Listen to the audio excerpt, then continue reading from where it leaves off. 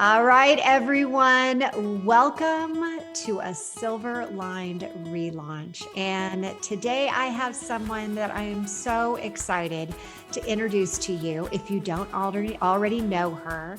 And it is Kinia Romanowska. And why am I so excited? For many reasons, but we are in a group together, and I have heard her story, her relaunch, and I thought, oh my gosh, how great. Let's bring her on. Let's share this. Let's hear more. I get to ask more questions, and we get to understand the significance of the relaunch and the fact that there are always silver linings that follow it. This episode is brought to you by the Fired Up Entrepreneur Program. And this is a program that we are so proud of. The results have been downright remarkable, and we want to invite you to get a glimpse of what it is like inside this program by inviting you to participate in the Business Boot Camp, which is a 5-day free event, and get involved with this because the pearls that we're going to be sharing each and every day are going to be the foundation for allowing you to make money, keep the money, grow the money, and strengthen not only your business, but also yourself. So please take advantage of this and join us at our next boot camp. You're listening to the Silver Lined Relaunch, and I'm your host, Hillary DeCesar, award-winning entrepreneur and transitional coach. Each week, I'll invite you to tune into inspirational stories, revealing how you too can turn ordinary experiences into the extraordinary. Feeling stuck? I'll share step-by-step strategies to fuel your ability to experience a life where silver linings are both abundant and possible. So welcome, Kinia. It's so great to have you here. Thank you, Hillary. You brought tears to my eyes. Thank you so much for having me. Well, I am really excited to have you tell us about this significant relaunch and walk us through your journey. Wow. When we even talked a couple of weeks ago about this, there's so much that can shift within weeks. But the starting point of this journey, I think, was the sudden loss of my father. A couple of months ago, 4 months ago, he was supposed to recover from cancer. And all of a sudden I received a phone call from him right before Christmas telling me that he had 2 weeks left. So at that time, 2 weeks. Yes. 2 weeks. I mean, my heart, because you and I have discussed this, our stories and losing my mom suddenly, not that suddenly. So I definitely have a deep appreciation for even that suddenness that comes with such a significant comment that your dad has 2 weeks left. Yes, we got 3. We got a last Christmas together with him and his 2 grandsons, and that's it. And then I had the privilege of, as some people say, walking him home. He was in my arms when he took his last breaths. And I think I will only really understand the significance of that moment over the years, truly, because nothing can prepare you for a moment like that. Just like nothing prepares you for birth, nothing prepares you for accompanying one of the people you love the most home. And so I am at the beginning of this relaunch, I would say, but still in the forest, navigating grief. And this passing took place at the same time as me going all in on my business. And adding to that, my grandmother passed away a week after he did. So for my mom, it was a huge loss in a short period of time. And events like that force you to confront your own mortality, revisit your values and your priorities. And so I'm still in the thick of things. You really are. And Yes. I hear the significance of helping a loved one cross over, at least be there when they go through the veil. And I was there 1 year before you with my own mom, holding her hand as she took her last breath. And Being 1 year ahead of you right now, there's just nothing. There's nothing that I would take back from that moment of being there. I remember reaching out and not really fully believing. And I remember touching her stomach and it was still warm.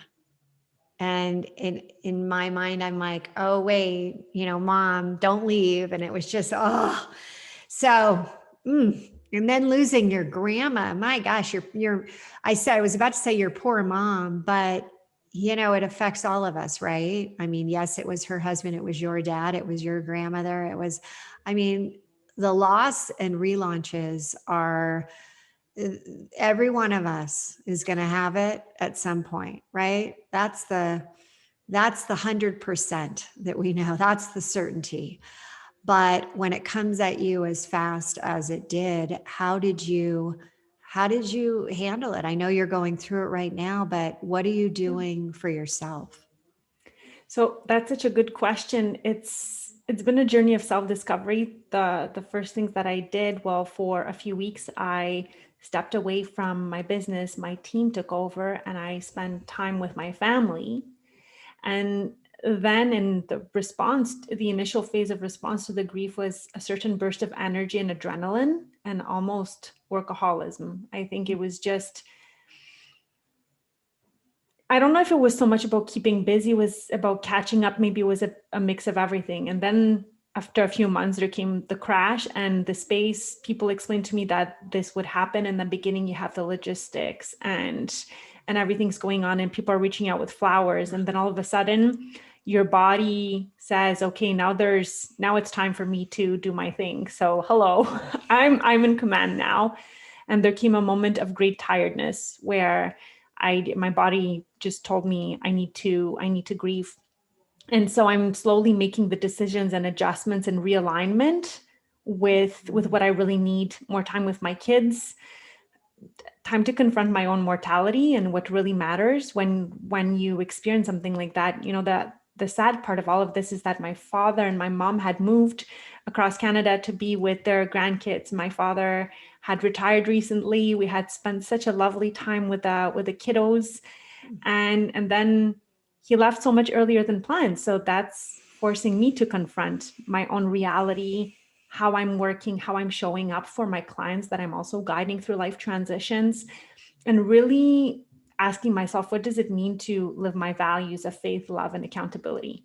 And in those moments, I think you can just truly rely on faith that there must be a silver lining in all of that. And I also remember when my dad passed, there was this moment of like release because we knew he wasn't suffering anymore, right? It's just, and he was there and we brought a toast to him, but it was very surreal. And now I'm impatiently waiting for the moment when people tell me that after those initial phases of grief, the memories come in a more loving way and then they're present with you. But right now it's painful and I share it. Thank you for being so vulnerable and talking about this, because when you're still going through it, and honestly, as you said that, I'm like, God, at what point am I no longer going through it? Is it a year? Is it 2 years? Is it 20 years? Is it 40 years? Is it when I finally, am crossing the veil myself and I know that I'm going to see my mom again? Who knows? But I really, I wanted to take a step back, and you mentioned your values of faith, love, and accountability. And how did you come upon knowing what your values were? It was seeking in my heart, and it was using the values game. It's a very fun game where you have a list of values and you're put on the spot to narrow things down from 15 to 10 to 5 and using your intuition. And I scribbled them down on a word cloud a couple of years ago. I did this exercise a few times and they stayed the same. I think they did. I built upon them in the years too. There are some secondary values, but it was taking the time to sit down and assess them. And they are the foundation of everything I teach truly. We always start with values. And I'm surprised at how few people really take the time to reflect on what drives them. right? That's why I So was asking you, because I yeah. can't tell you, so many people don't even have any idea. And when you said that, and you also said, you named them, I'm like, oh my gosh, yeah, there's so many more ways that we're connecting, because when I do my values probably about every quarter, just to be in alignment with where I am, with my business, with my life. And I think of love in the form of connection. When I have that true love, I have that connection to the people that I really genuinely care about. And growth is so one of my core values, is just, having that personal growth, having the growth of others. It fuels me. And I go back and forth between, an abundant state where, there's so many different ways that you can live out your life joyfully, or be in sadness. And so I've tried desperately since my mom left, who was my absolute best friend in life. I talked to her 5 times a day. I saw her, I went on vacations with her. I mean, she was my rock. And I think about some of the ways that I'm having to change my values so that I don't get caught up in that downward spiral, that I keep looking at my North Star. And so I loved when you said that, because so many people don't really realize that if you can, as you said, be in alignment with what's really going on inside of you, it makes things so much easier to process. Absolutely. Those values are a North Star in those difficult moments. Sometimes you have no idea what to hang on to, but you go back to, for me, it's a visual values board, right? You go back to it and I ask myself, what does it look like to be faithful, even if today it's really, really hard? Just because they're there doesn't mean it's not easy. And I'm so sorry to hear about the loss of your mom, Hillary. That must have been really hard, especially with everything you mentioned. It turns your world upside down, doesn't it? It really does, because there's also the shock of having things happen so fast. So for you, you're starting this new company. And how long had you been working with your new company before your dad passed? I've been doing the work I do for 3.5 years, but I really took a deeper dive about a year ago. So it had been about 8 months. And I remember before I took that deep dive, we had just finished a crowdfunding campaign right before COVID hit. And my dad came to that party. He was the life of a party. He spoke 9 languages. It was his last session of 9 chemo. languages. Oh my gosh. Oh my gosh. That's so fabulous. He put on his suit, his bow tie, and he came right across the street from his last chemo session to our crowdfunding campaign closing event. There were 100 people, and I was seeing him making friends, and he was already getting invited for, he was speaking Serbian with a woman, and he was getting invited for some cevapi and rakia when this was all going to be over. And so great. I love to hear this. This is so wonderful. Yeah. So it was really, it's kind of bittersweet, right? So we finished that event, and then COVID hit and everything started closing down, and we tried to be careful about how we spent time with him because of the restrictions, although we did get to spend a summer vacation together. And I'm so glad we had booked that so long in advance. I don't know, it would be our last vacation together, right? He got to see his grandson. So it was about 8 months in, and he really, really believed in what I did. And he saw the passion that I put in, the work and all the talents I put in. And so he didn't tell me maybe how bad it was, because he didn't want me to take my focus away from the work I was doing and how it was all gaining traction. Oh, that's just, you know what? I get that. Now, tell us more about what work you're in, because I have a couple questions that I'd like to follow on once you let us know. I know that you've mentioned a couple times, but I just want to make sure people know what you do. Yeah, so I work with career-minded moms, women who are in male-dominated, competitive, high-stress, high burnout fields.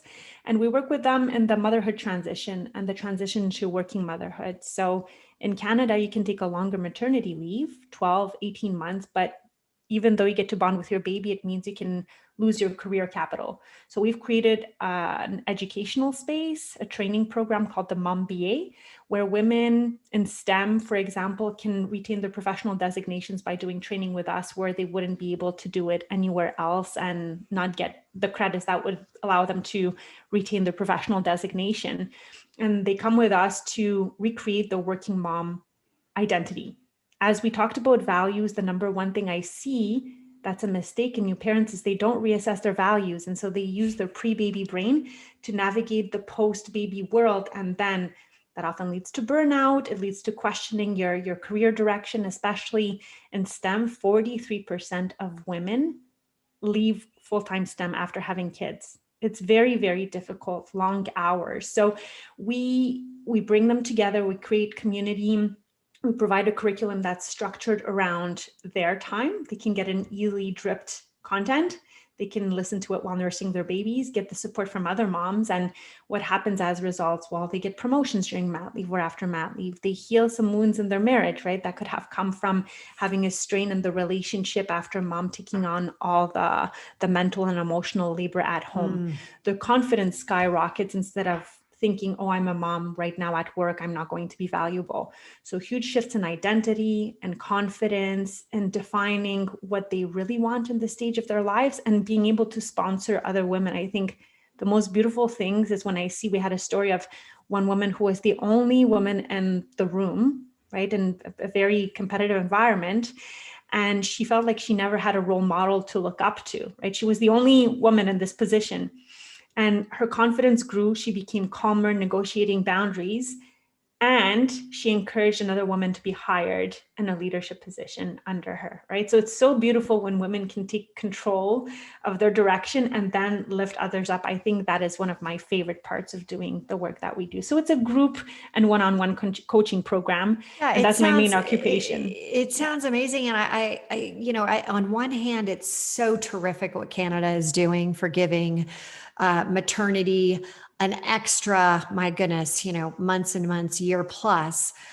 In the US, I think, at least when it was like 6 weeks. I mean, that's how long. I had twins. So they were my first. Then I had another one. And, immediately it was like, you got to get back, you got to get back.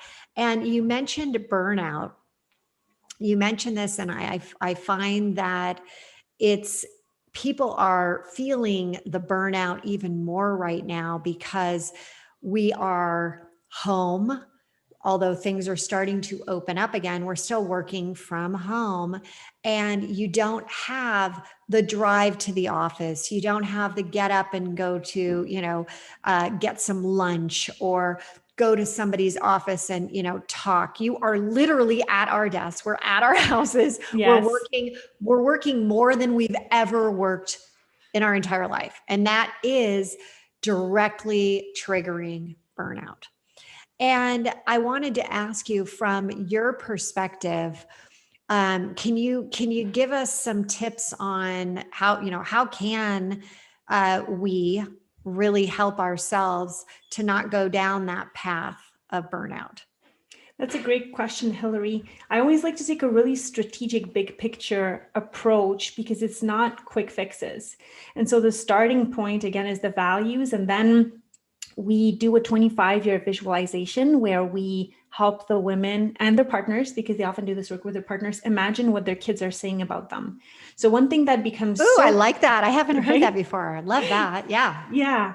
And then it just makes things clear as to what's non-negotiable, because if you're imagine a beautiful place, we're going to vacation in 25 years and how old your kids are. In our cases, they're right. The women I work with, the kids are closer to 25 and 30 at that stage. And what are they saying about you? Like, what are the 3 things they say about you as a working mom? What are they going to remember? And I ask questions around 12 pillars that we've defined, from mindset to relationships to finances, health and nutrition, career life integration, and really visualizing yourself in that moment, right? How you look, how you're dressed, what is it that you're wearing that your partner thinks is absolutely beautiful and that you feel good in, right? We do a whole trip on the airplane to get you there and the sensations. And usually that visualization brings people to tears because, 1, they've never imagined their kids being grown up. 2, it really puts things in perspective, because you cannot compromise your health. You can't really not have a financial plan if you want to be there and still enjoy life with your kids, right? You have to know what you want to create. And so it narrows down what's really important. I was talking to somebody recently about, if you had 24 hours left to live, and then you had, what would be your obituary on your tombstone? Nobody would say that, oh, she worked so hard 24 hours a day, right? You don't want your kids to be saying that about you. So what do you have to start doing right now? What are your values? What's your vision? And how do you get there? And then we break it down into small bite-sized pieces. And that exercise of taking a really holistic view of life, because as women, we're trained, we're told we can have it all, and B, we're trained to set goals and career, but we're never really encouraged to think about what other aspects of life might look like and how they all fit together. So organizing the thinking, breaking it up into the pillars that make the most sense, and then taking the domino effect. For many women, it's relationships with their partner that becomes a domino effect, their mindset, or health and nutrition. And once they start making shifts there, then, everything else can fall into place. And when you're talking about burnout with women who have these long shifts, what we do is we help them envision, what's the target state? What does it look like to be calm? And then we'll do visual cues around the house to remind them to start behaving more calmly and building those habits, right? Whatever their learning style is, we try to encourage that. So that's the approach we take, obviously coupled with accountability and community, relatability to others. The moms love learning from each other and knowing, like, I'm not crazy. This is not just happening to me. Other people are experiencing this. It's extremely validating and encouraging, and it breaks the isolation. So that's how we process that. I love your process.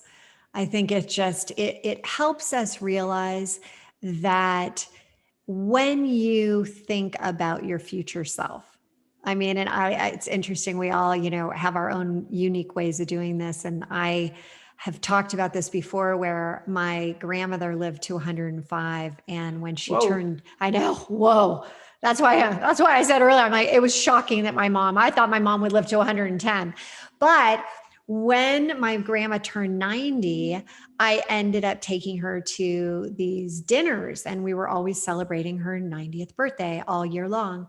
And so I always encourage people to look at, if you were, because I remember my grandmother sharing stories with me as her 90-year-old self, and saying, this is what I did. And oh yeah, this is how it affected me. And so I love putting people into that place of, visualize you at 90, and you're sitting there with your granddaughter, your grandson, and you're telling them about your life and what are the highlights. And it's the same idea of being able to really get a good grasp of what you really want to be remembered by. Yeah.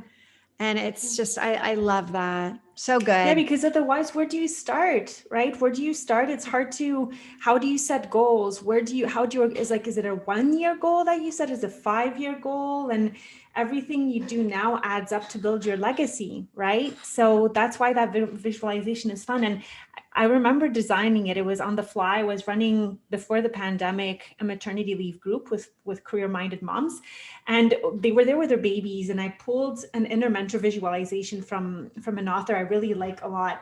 So it was the first time I did that. I was an experiment, but it was a total disaster. What do you think happens when moms have babies and they try to close their eyes and envision something, right? But that led me to develop my own process, thinking, okay, you know what, let's switch things around. We see the babies are fussing. Nobody's going to let you imagine that. Let's fast forward 25 years. You're having a drink with your child on the beach, right? Whether it's a tea or a Mai Tai, whatever. What are they saying about you?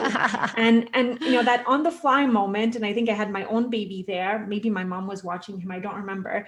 It became the foundation and the starting point of how these moms organize their thinking about their goals. And it can be so powerful. So those creative moments that come in the most unexpected places out of chaos. Right? I love that. Okay. So I always do this whole rapid fire questions. And one of them I would ask you then, 25-year-old, your kids are talking about you. How would they be describing you? They'll describe me as somebody who lived up to her values and who raised them as strong, resilient boys dedicated to upholding their faith and legacy, and men who are of service to others. And I modeled that for them. I didn't just say that, but I modeled it to them. So that's what I hope they say about me. And as we're coming out of this pandemic, what is the one thing that you're really looking forward to doing? Embracing people and having family barbecues. I'm an only child and my husband's from a family of 5. And so when his family gets together, it's these chaotic, happy gatherings where kids are running around and everybody's sharing food. And I can't wait to do that again. And Kinia, what is your favorite poolside drink? If you're at this barbecue, you're next to a pool, what are you sipping on? And apricot brandy. I think it's sour apricot brandy. Yeah, apricot sour. Okay, that I have to say, that's the first time I've heard that one. So good. I love that. And what is your favorite beauty product by name? Vitamin D. Oh, that's so good. And what do you do with vitamin D? I have to soak it in because I live in Edmonton where it's dark for a good part of the year. So either I'll take it in drops or I try to go for walks outside in the morning. My health coach said that it's really good for getting vitamin D and for hormonal regulation. So I soak it in from the sun or I put it on my tongue. Okay, so you're taking an actual vitamin or a drop of it if you can't go outside and actually get it? Yes, apparently everybody else in Canada is vitamin D deprived, and we should all be taking vitamin D. Actually, you know what I've heard? I've heard we all are, especially since everything that's happened where we've stayed in more, we haven't gone out as much. I mean, yeah, I think I love that suggestion. And I think we all should be checking to see how our vitamin D levels are, because it's also attributed with depression if you don't get vitamin D or if you don't have, enough. So yeah, I think that is. And you know what, when you feel good about yourself, then you look good. And yeah, I'd say that's a pretty powerful beauty product. So kudos to you for coming up with that one. And what does powerhouse of possibility mean to you? Wow, that's a big one. That's not an easy one. It means being faithfully open to enormous love, that no matter what happens, whether you're facing something so difficult as somebody's loss, there's somebody that you love. There's always a silver lining. There's always a deep well of love waiting for you, even if you can't feel it. And that love is always available to you, to be creative, to be loving, and also to cry in a puddle if you need to, right? Because that's part of love as well. That's beautiful. And so, Kinia, how can people get in touch with you? How can they hear more about what you're doing? Thank you for the question. So I would say our website, frozenbabes.com, and I'll spell it out because sometimes people think frozen babes. I didn't think about that when we selected the name, but PROSANDBABES.com. And that's where we have access to our contact information, our online Frozen community. babes. I love that. Yes. That's so great. Not frozen babes. Nope. No, not frozen babes. I know that I hear sometimes that you have to choose a business name that's going to be recognized by Siri, right? Because one day everything will be dictation. And I don't know if I thought that one through enough. I don't know if it was being futuristic enough when I chose, but we still have a lot of fun with the name. Well, Kinia, thank you so much for being here. And we will put this content into our show notes and everyone can go and see that over at therelaunchco.com. And you can go ahead in the podcast and see more about Kinia and the links there. So thank you so much for being here and for sharing your story. And it definitely hit a chord with me. So I'm here for you on your journey and appreciate you just giving us your light and sharing that whole idea around values. That's really critical. Thank you for holding this space and the empathy and sharing your own experience about your loss. It's so healing to connect with others who have experienced something similar, right? So I truly appreciate your time and the space you're creating for others to heal. You take care and we'll talk soon. Talk soon. Thank you so much for tuning in to another episode of the Silver Lined Relaunch. If I said something today that resonated with you, will you please head over to iTunes right now and leave us a 5-star review and share this episode with others and help them find the silver linings as well. And don't forget, you can have immediate access to the show notes, any giveaways, and the links to those amazing beauty products at therelaunchco.com/podcast. Until next time, there's always a silver lining, and now is the time to hit the reset button to relaunch those transitions into transformations.